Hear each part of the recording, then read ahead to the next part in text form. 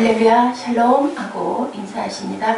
할렐루야 샬롬 샬롬 샬롬 샬롬 샬롬 샬롬.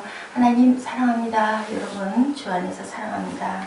암몬 족속에게 그 패전의 이런 내용입니다. 오늘 19장 6절부터 19절까지 내용이 이제는 암몬 자손의 왕 나하스가 죽고 그의 아들 하나스, 그죠? 나하스가 죽고 아들 하눈이, 이름이 저는 아주 여기 옆에 상에 나오는 사람들 이름들은 봐도 계속 낯설어요. 나하스가 죽고 또한 그 아들 하눈이 이제 왕이 됐는데 어떻게 했어요? 그렇게 그 나하스 왕 죽은 것을 다윗이 마음이 안타까워서, 왜냐하면 자기가 도움을 받은 적이 있거든요. 그래서 거기에 조문을 보냈더니 그만 부하들을 그냥 수치스럽게 했죠. 수염을 깎아버리고 옷을 볼기 밑둥이는 데까지 찢어버리고 그렇게 해서 아주 수치스럽게 해서 내쫓은지라 그것을 너무너무 마음 아파했어요. 그래서 수염이 닿을 때까지는 여리고에, 요즘으로 말하면 좀 휴가를 준 거예요. 쉬라고. 너희들 마음이 아팠겠다.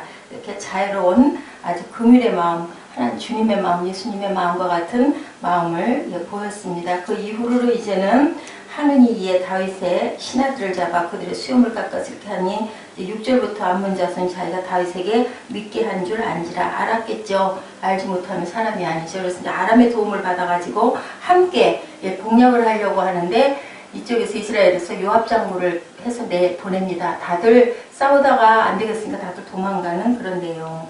오늘 여기서는요, 저희들 암몬 자손 그리고 아람 사람이 어떤 사람인지 우리 잠깐 짚고 갑니다. 암몬 자손은요, 롯이 소돔과 고모라의 심판으로부터 피한 후에 둘째 딸이 아버지와 함께 동침하여 낳은 베남미의 후손입니다. 암몬 자손은 잔인한 민족으로 묘사되어 있고요. 다윗에게 정복되어 종으로 지내기도 했습니다. 그들은 하나님의 성소가 더럽혀지고 이스라엘 땅이 황폐할 때, 유다 족속이 사로잡힐 때 기뻐하였다는 이유로 하나님께 심판을 받은 그러한 족속의 롯의 둘째 딸의 후손, 낳은 아들의 그 후손이다. 그 정도 알고 계시면 될 것 같고요. 아람 사람은요, 셈의 다섯째 아들이며 아브라함의 형제 나흘의 손자이다 라고 기록되어 있습니다. 아브라함이 갈대아우르를 떠나 도착한 하란이죠. 아람 족속이 살고 있는 아람 지역이었고요. 이삭과 야곱이 바단 아람에 있는 친척 중에서 아내를 얻었습니다. 신명기 26장 5절에서는요, 이스라엘의 조상들은 방랑하는 아람 사람으로 표현하고 있는데, 이를 통해 이스라엘의 조상들이 이 지역과 연관된 생활을 했다. 성경에서는 아람을 인물보다는 주로 지역을 의미하는 말로 사용하고 있다는 거. 뇌물을 받아 이스라엘을 범죄하도록 꾀를 낸 발람이 아람 사람이었다라고 나와 있으니까 암몬 족속 아람 자손은 모두 다 아람은 이스라엘하고 관계가 좀 더 많이 있고, 암몬은 롯이 소돔과 고모라의 심판으로 피한 후 둘째 딸이 낳은 아들의 후손이다. 베남미의 후손이다. 이 정도로 알고요. 암몬, 아람 비슷하죠. 나하스, 그 아들 하눈의 이 부분이 역대상 19장에 등대하고 있다는 것을 우리가 조금 알고 넘어가면 좋을 듯합니다.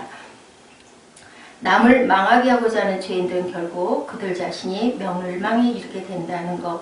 암몬 자손은 그들이 다윗에게 믿게 한 줄, 믿게 굴었잖아요. 그죠? 수염도 깎아버리고 조문하러 온 신하들을 아주 수치스럽게 했습니다. 그들이 다윗을 불쾌하게 했을 뿐 아니라 모든 나라의 왕이신 하나님의 의로우심을 거슬려 악을 옹호하려 했어요. 나라들 간의 법을 더럽히려 했다는 것을 알았다면 그들은 서로 간의 화평을 위해 자신을 낮췄어야 되는데, 그랬으면 변을 당하지 않고 망하는 일이 없었을 텐데 다윗에게 해한 대가를 달게 받으려 했어야 지려운 일이었다는 거죠. 그러나 그들은 이렇게 하는 대신 선택은 누구의 항상 본인에게 있습니다. 결과는 나중에 알게 되는데 그것을 알고 계시는 분은 하나님이라는 것을 우리가 알아야 되겠죠.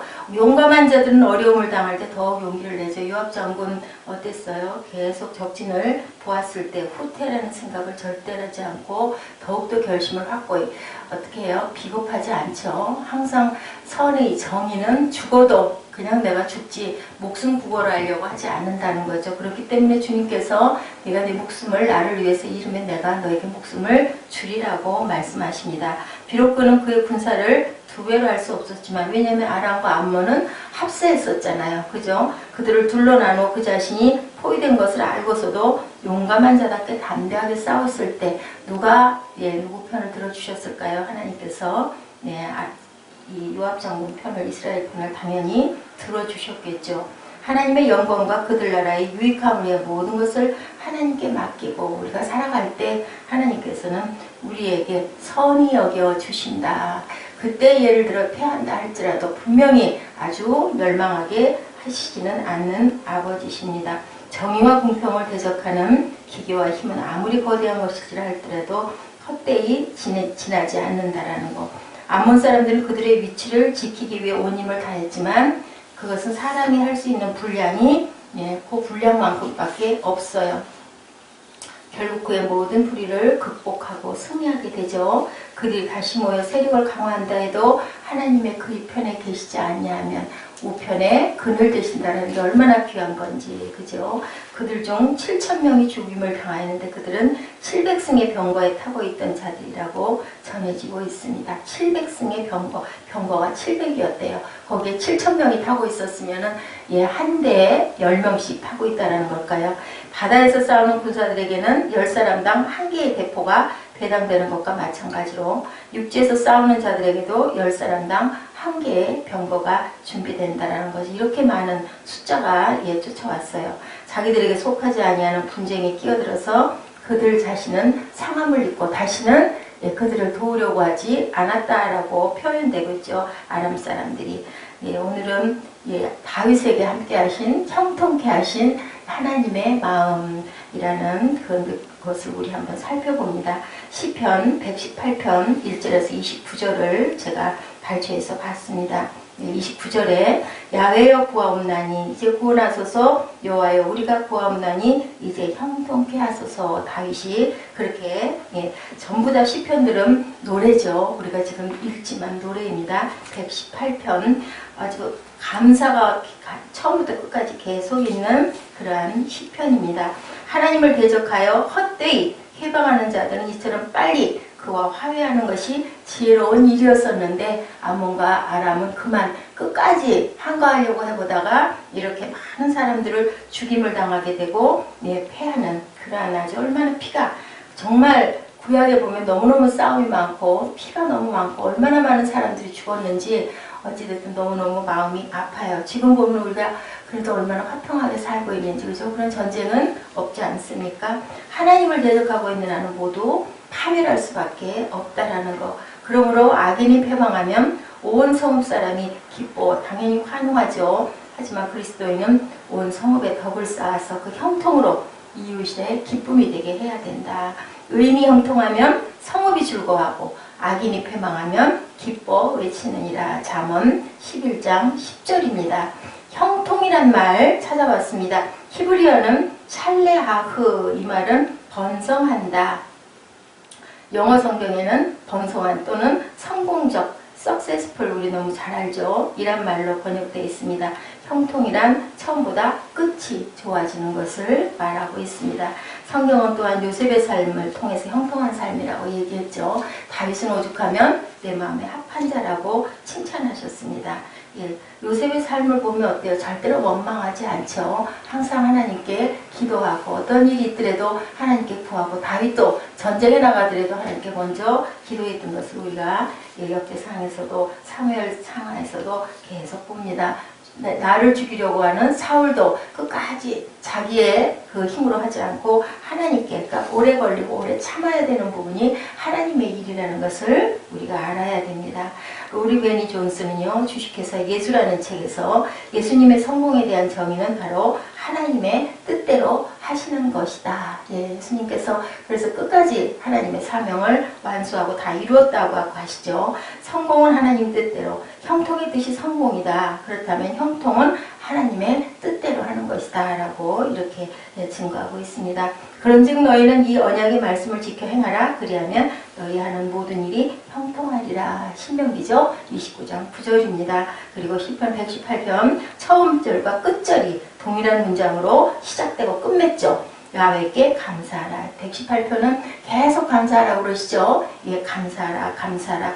그는 선하시며 그 인자하심이 영원하미로다. 우리가 늘 감사할 때, 예, 범사에 잘 되지 않는 어떤 아픈 일이 있더라도 그래도 이만큼 하나님 극복할 수 있고 이만큼 서 있을 수 있게 해주심을 감사합니다. 감사할 때 아버지께서 우리 마음을 아십니다. 첫째는 하나님께 감사하라. 우리의 삶도 하나님께 대한 감사가 넘쳐야겠죠. 할렐루야. 야훼께 감사하라. 그는 선하심에 인자하심이 영원하미로다. 동일한 구절이 106편 1절에도 있습니다. 하늘의 하나님께 감사하라. 그 인자하심이 영원하리로다. 시편 136편 26절에도 되어 있습니다. 야훼께서 베푸신 큰 은혜에 배은 망덕한 이스라엘의 행위에도 불구하고 계속적으로 바라보시고 은혜를 베푸시는 아버지의 마음을 시인은 간절하게 하나님께 감사하라고 다윗이 이렇게 고백하고 있죠. 둘째는 하나님의 선하심을 송축하고 있습니다. 우리가 찬양해야죠. 주께 감사하세. 주는 선하시며 실로 하나님 모든 선의 원천이시며 그에게는 선하지 않은 것이 하나도 없죠. 하나님은 선하신 분이라는 말 속에 하나님께만 선하심이 있다라는 거죠. 우리가 어떤 선행을 하는 게 선하심이 아니라고 저희가 전에 말씀 나눴어요. 하나님의 뜻에 합한 것이 선한 것이다. 때로는 원수를 죽이는 일이, 목숨을 죽이는 것은, 생명을 죽이는 것은 죄 아니야? 그리고 놔뒀다가 결국은 사울이 하나님께 버림을 받습니다. 선하다고 번역한 히브리어의 원문은 하나님은 좋은 분이시라는 뜻이래요. 그렇다면 선은 하나님께만 있다라는 거죠. 우리가 도덕적으로 봤을 때 선한 것이 꼭 하나님의 뜻이 아닐 수도 있다라는 것을 우리가 꼭 짚고 가야 합니다. 세 번째로는 하나님의 인자하심이 영원하다. 하나님의 선하심에 감사하라. 하나님의 선하심에 송축하라. 하나님의 선하심이 인자하시다. 이스라엘과 아론의 집과 야훼를 경외하는 자는 말하기를 하나님의 인자하심이 영원하다 할지로다 하였습니다. 2절에서 4절에 표현되고 있죠. 하나님의 사랑하심은 영원하죠. 이례적인 사랑이 아니라 변덕스러운 사람의 마음이 아니라 하나님의 선하심은 영원하다라는 거. 하나님은 변함없이 끝까지 사랑하시고 우리를 사랑하사 독생자 아들까지 주셨습니다. 예, 6월절 전에 예수께서 자기가 세상을 떠나 아버지께로 돌아가실 때가 이른 줄 아시고 세상에 있는 자기 사람들을 사랑하시되 끝까지 사랑하시니라. 요한복음 13장 1절입니다. 하나님이 세상을 이처럼 사랑하사 독생자를 주셨으니 이는 그를 믿는 자마다 멸망하지 않고 영생을 얻게 함이라. 3장 16절에도 그렇게 고백하고 계시죠. 우리 마음 깊은 곳에서부터 전심으로 하나님의 선하시고 인자하시고 진실하심을 노래하고 찬양할 때 하나님은 기뻐하시겠죠. 우리와 함께 하셔서 형통케 하여 주신다. 우리가 부모 앞에서 재롱을 부리고 부모 앞에서 위로할 때 자식을 조금 미운 마음이 들었다가도 어때요? 부모님들 아이고 자식아 그러고 어깨를 다독여 주시는 그 마음, 우리의 그 부모의 마음이 하나님의 마음과 같겠습니까? 왜냐하면 우리는 죄성을 가지고 있고 악한 구석들이 있기 때문에 하나님의 마음에는 비할 바가 아니지만 그래도 우리가 비교해 보자면 부모님의 마음, 본 시편에서 세 종류의 그룹이 주님을 인자하심을 경외하고 있습니다. 첫째는 민족입니다. 이스라엘 민족이 하나님의 영원하신 긍휼함을 경험했다. 우리나라 민족 교회가 아직 많지 않고 크리스천들이 숫자가 소수이지만 우리는 누구의 민족이에요? 하나님의 인자하심을 힘입은 민족이라는 거 얼마나 감사할까요? 두 번째는 시편 118편 본문에 나와 있습니다. 아론의 집입니다. 아론의 집은 제사장 가문이죠. 예, 이 세상에 기업이 없고 하나님을 기업으로 삼고 요즘 들어 표현하자면 목사직이죠. 목사의 집들은 여호와의 영원하신 인자하심을 송축하라 그렇게 말씀하고 있어요. 세 번째는 여호와를 경외하는 자, 누굴까요? 예배자들을 말씀하고 있습니다. 하나님의 인자하심은 예배하는 자들에게 임한다. 노아도 그랬죠. 아브라함도 그랬죠. 사무엘도 그랬죠. 다윗도 그랬죠. 초대교회 성도들, 예배자들은 모두 주님의 영원하심을, 자비하심을 경외했습니다. 다음은 우리를 고통 가운데서 건지신 주님을 송축하고 있습니다. 5절에 내가 고통 중에 야훼께 부르짖었더니 야훼께서 응답하시고 나를 넓은 곳에 세우셨도다. 하나님을 섬기는 자들도 고통을 경험합니다. 어려운 일이 생깁니다. 넘어질 수도 있습니다. 좌절도 실패도 경험할 수가 있습니다. 외로움도 때로 우울증도, 그러나 언제나 넘어져 있지는 않다라는 것, 끝까지 넘어져 있도록 내버려 두시지는 않는다라는 것 우리가 깨달죠. 왜냐하면 주님께서 마지막까지 그래도 붙들고 계시기 때문에 엎어지기도 하고 넘어지기도 하고, 그리고 또 원망도 하고 슬픈 일도 있고 아픈 일도 있고 상처도 받고 우울하기도 하고 하지만 우리가 아주 넘어지지 않는다. 성령이 우리를 도우시죠. 하나님께 부르짖어 주님의 도우심을 경험하기 때문이죠. 왜? 기도밖에 없는 거죠. 넘어져 있을 때는 좁은 곳에 갇혀 있었지만 주님께 간구하니 하나님께서는 나를 넓은 곳에 세웠다라고 이렇게 고백합니다. 내 마음으로 죄인의 형통을 부러워하지 말고 항상 야훼를 경외하라. 잠언 23편 17절입니다. 우리가 때로 사방에서 우겨싸임을 당하는 것 같은 느낌을 받을 때가 있습니다. 더 이상 소망을 찾아볼 수 없고 깜깜하고 빛도 안 보이는 것 같이 느껴질 때가 있습니다. 하나님은 여러분을 삶의 광활한 곳에 세우시죠. 6절과 7절 야훼께서 내 편이 되신다는 내용을 다윗은 2번이나 강조하고 있습니다. 하나님은 우리 편이시죠. 축구 경기장에 가서 우리 응원할 때 어때요? 우리 편, 우리나라와 외국과 싸울 때, 축구할 때, 특히 일본하고 싸울 때 목이 터져라고 내가 그 선수를 아는 바 없지만 그래도 얼마나 열심히 열정적으로 환호합니까? 이런 것처럼 자녀가 경기하다가 넘어져 있을 때 웃을 부모님은 아무도 없는 거죠. 우리의 넘어짐은 주님의 아픔이라는 거. 그래서 어때요? 아이들 강하게 기를 때 넘어져도 엄마들이 빨리 가서 일으켜주지 않죠. 조금 크고 나면 본인이 일어나도록, 울면서라도 일어나도록 그러고 나면 가서 다독여주는 아버지의 마음입니다. 시인은 하나님께 피하는 것이 사람을 신뢰하는 것보다 낫다고 말씀하고 있어요. 하나님께 피하는 것이 고감들의 신뢰하는 것보다 낫다. 때로 문나라가 나를 에워싸도 내가 야훼 이름으로 그들을 끊을 수 있다. 사탄을 벌들처럼 나를 에워싸고 가시덤불처럼 나의 길을 막고 나를 밀쳐 넘어뜨린다 할지라도 우리는 하나님의 선하시고 인자하시고 긍휼하심을 늘 믿고 나아가야 할 줄로 믿습니다. 로마서 8장 35절에서 39절 누가 우리를 그리스도의 사랑에서 끊으리요. 환난이나 공고나 박해나 기근이나 적신이나 위험이나 칼이랴 기록된 누가 우리가 종일 주를 위하여 죽임을 당하게 되며 도살당할 양같이 여김을 받았나이다 함과 같으니라. 하나님은 만왕의 왕이시죠. 천지만물의 창조자이십니다. 이러한 분이 성도들을 지키시고 보호하시니 누가 성도를 해하고 죽일 수 있겠느냐는 거죠. 다윗이 항상 기도했던 하나님, 그죠? 아브라함과 이삭과 야곱이 늘 우러러갔던 하나님, 요셉이 늘 기도했던 하나님, 싸움터에 나가기 전에도 늘 기도했던 다윗의 마음, 하나님은 내 편이시라 실로 가슴 벅찬 소리가 아닐 수 없습니다. 성도들은 바로 내 편이 되어주신 하나님께 영원토록 감사의 찬미를 드려야 할 줄로 믿습니다. 내 성 안에는 평안이 있고 내 궁중에는 형통함이 있을지어다. 그렇게 했을 때 시편 122편 7절에도 또한 본문 118편 14절에도 시인은 야훼는 나의 능력과 찬송이시오 또 나의 구원이 되었음을 선언하고 계시죠. 주님으로 인해 15절에서는 기쁜 소리, 구원의 소리가 터져나온다. 우리의 가정과 교회도 마찬가지일 줄로 믿습니다. 우리가 넘어져 있습니까? 어려움에 처해 있습니까? 앞이 캄캄합니까? 터널은 끝나는 지점이 분명하게 있다는 것을 우리는 압니다.